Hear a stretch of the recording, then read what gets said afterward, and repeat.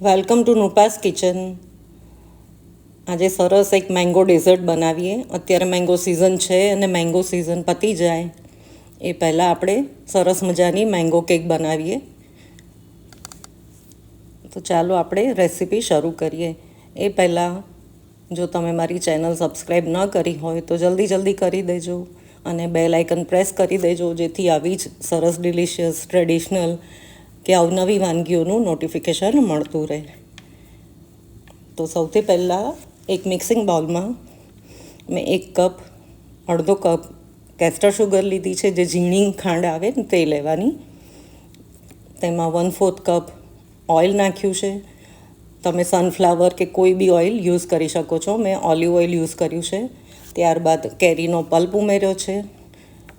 કેરી જે પ્રમાણેની ગળી હોય એ પ્રમાણેનો પલ્પ 1/2 કપ કે એથી થોડો વધારે ઉમેરી શકો છો. થોડું દૂધ ઉમેર્યું છે. હવે આ બધા મિશ્રણને આપણે સરસ ખાંડ ઓગળે ત્યાં સુધી મિક્સ કરી લઈશું. આ મેંગો કેક ખાવામાં એટલી સરસ લાગે છે અને બનાવવામાં એકદમ ઇઝી છે, કોઈ પણ બનાવી લેશે. હવે ચાળણી મૂકી અને આપણે કોરા ઇન્ગ્રીડિયન્ટ્સ ચાળી લઈશું. તો મેં 1 કપ મેંદો લીધો છે, તેમાં બેકિંગ પાવડર અને બેકિંગ સોડા ઉમેર્યો છે. આ બધું આપણે ચાળી લઈશું. ચાળી લીધા બાદ કટ એન્ડ ફોલ્ડ કરીને આપણે મિક્સ કરી લઈશું. જો વિડીયોમાં બતાવ્યા મુજબ મિશ્રણને મિક્સ કરી લેવાનું છે. આ કેક તમે મેંગો વગર પણ સિમ્પલ રીતે પણ બનાવી શકો. ત્યારબાદ તેમાં વેનીલા એસેન્સ ઉમેર્યું છે અને બધું સરખું મિક્સ કરી લેવાનું.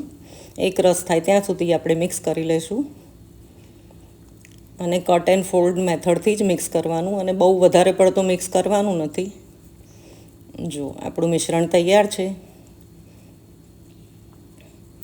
કેકનું બેટર કમ્પ્લીટ તૈયાર છે. તો હવે મારી પાસે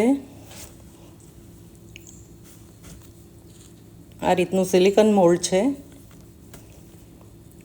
આ સિલિકોન મોલ્ડ હોય એને ગ્રીસ કરવાની જરૂર રહેતી નથી, તો તેમાં ડાયરેક્ટ મેં આ બેટર ઉમેરી દીધું છે. તમારી પાસે આવું મોલ્ડ ન હોય તો સાદું મોલ્ડ બી ચાલે. તેને બટરથી કે ઓઇલથી ગ્રીસ કરીને જ આ બેટર તેમાં ઉમેરશો. મારી પાસે આ હતું તો તેનો મેં ઉપયોગ કર્યો છે.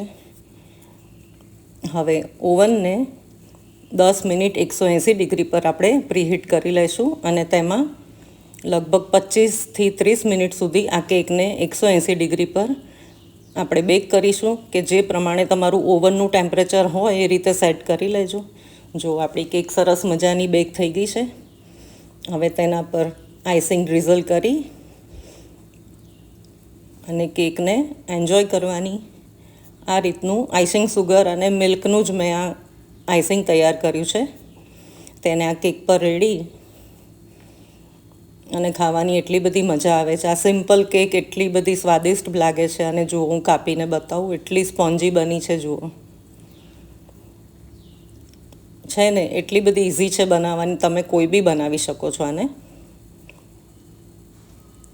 અને ગભરાયા વગર ઓવન યુઝ કરો, મજા પડી જશે બનાવવાની.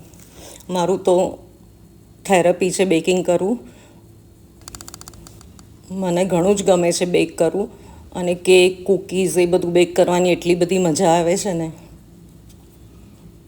ચાલો તો તમે પણ બનાવો અને એન્જોય કરો. ફરી મળીશું આવી જ અવનવી રેસિપીઝ સાથે. ત્યાં સુધી તમારું ધ્યાન રાખજો. આવજો.